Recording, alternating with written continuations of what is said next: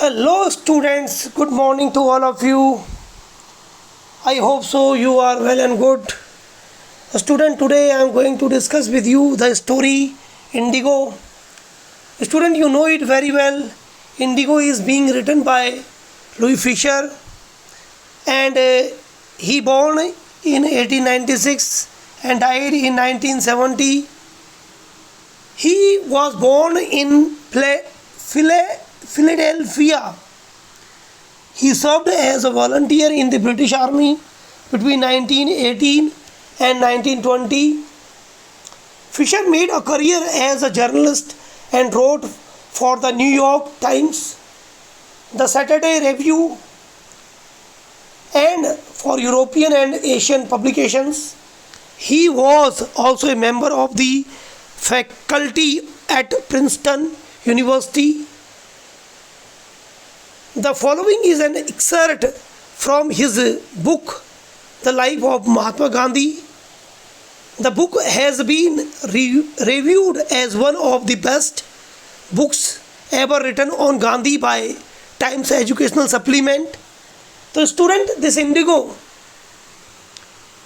you know it very well. It is the 5th chapter in the book Flamingo, which is prescribed by NCERT.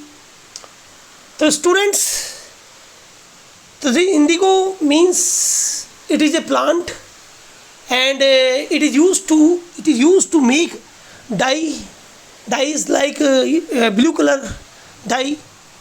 That means it is used, it was using as a shining thing to in the white clothes.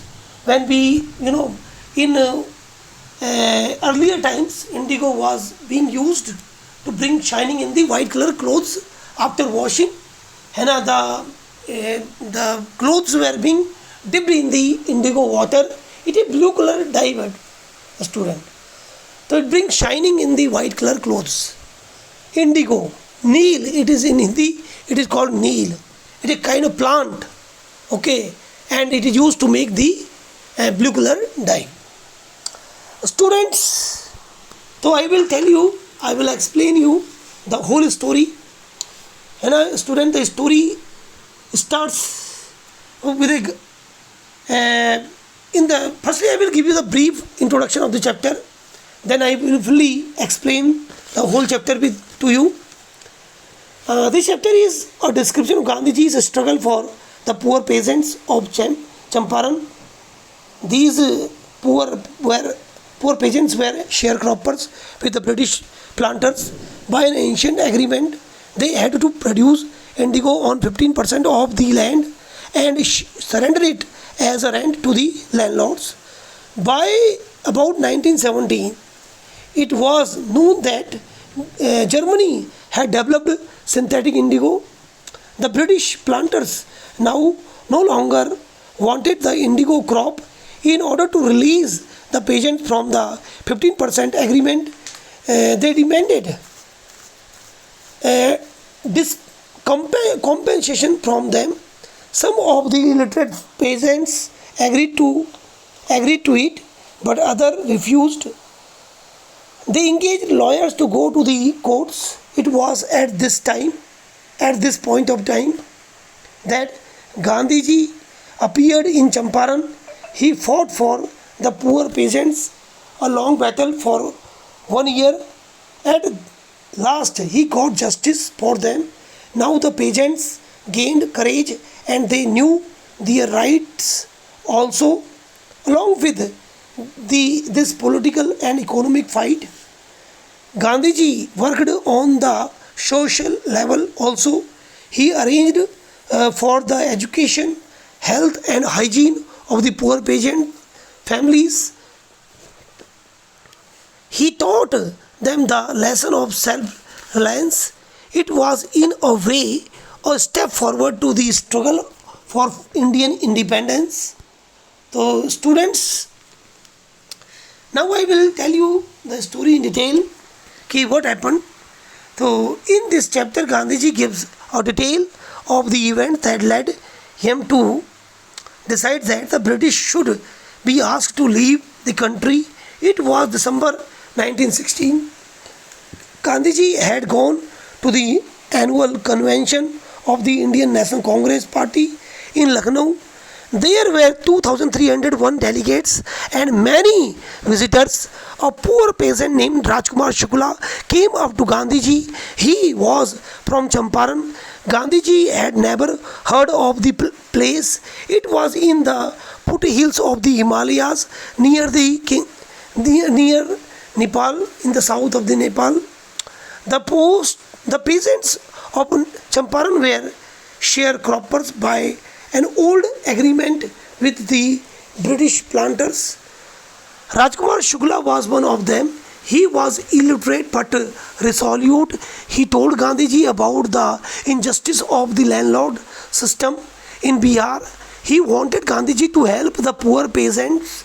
Gandhiji told Shukla he had appointments and had to go to other parts of India. Shukla accompanied him everywhere. Impressed by the man's tenacity, Gandhiji said, "I have to be in Calcutta on such and such a date. Come and meet me and take me from there." Months passed. Shukla was sitting at the appointed spot in Calcutta. When Gandhiji arrived, he waited till Gandhiji was free. Then the two of them boarded a train for Patna. There, Shukla led him to the house of a lawyer named Rajendra Prasad, who later became President of India. Rajendra Prasad was out of town at that time, but servants allowed them to stay on the grounds. But Gandhiji was not permitted to draw water from the well because they mistook him for the untouchable. Actually, Rajkumar Shukla, used to come to Rajendra Prasad's house to take legal advices from him regarding the sharecropping system. So, actually, Rajkumar Shukla was a farmer and he was also an untouchable. So, therefore, the servants of the Rajendra Prasad thought that like Rajkumar Shukla, this person Gandhi also an untouchable, because Gandhiji was also putting a dhoti, an Indian attire. Therefore, they mistook him as an untouchable. Therefore, they did not allow Gandhiji to touch the well. Because at that time he was with Rajkumar Shukla and he was a farmer. Rajkumar Shukla was a farmer. At that time, farmers, being considered as untouchables. Therefore, they thought Rajkumar, because he came with Rajkumar Shukla, so therefore he was also untouchable. Untouchability was prevailed in our Indian society at that time. Okay, now student, we will carry on our story further. So months passed. Shukla was sitting at the appointed, Gandhiji decided to go first to Muzaffarpur. Okay, and because it was on the way to the Champaran, he wanted to obtain complete information about the real situation of the sharecroppers. He stayed there for the 2 days in the house of Professor Malkani, who was a teacher in a government school. Students, firstly, Gandhiji telegrammed to Mr. J.B. Kriplani. He was a professor in a college, in arts college, and he was a familiar person of Gandhiji, who actually met him in the Shanti Niketan. Then when Gandhiji reached Muzaffarpur, many college students came with Mr. Kriplani to welcome Gandhiji at Muzaffarpur. And then Gandhiji met with a Malkani, a teacher, government school teacher, Okay, Malkani, who was a teacher in a government school, and it was an extraordinary thing in those days for a government professor to harbor a man like Gandhiji. In small localities, the Indians were afraid to show sympathy for those who supported home rule. The news of Gandhiji coming spread quickly through Muzaffarpur and to Champaran. sharecroppers from Champaran came in large numbers to see their champion champion Muzaffarpur lawyers called on Gandhiji. They frequently represented peasants groups in court.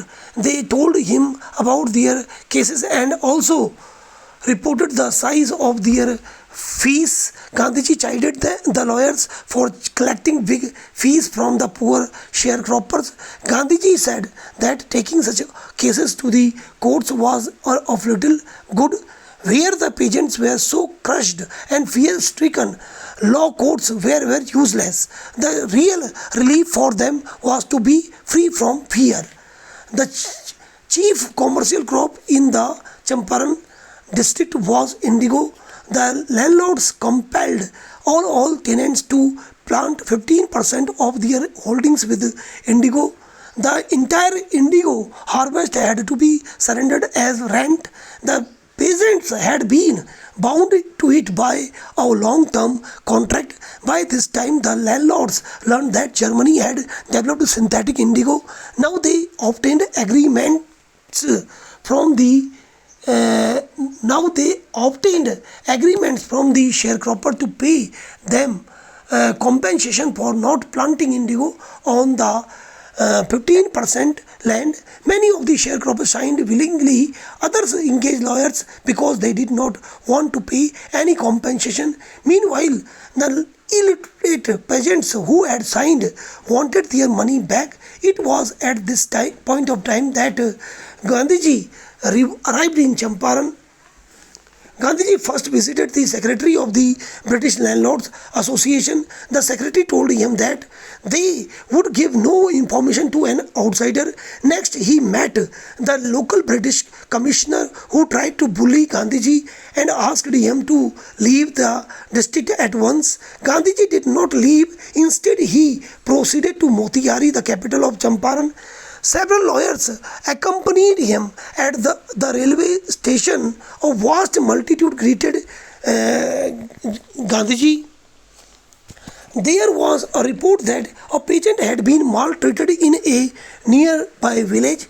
Gandhiji decided to go and see. He had not gone far when the police superintendent's messenger overtook him and ordered him to return to the town.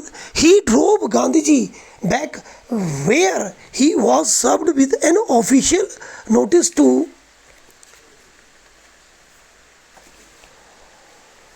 quit Champaran immediately.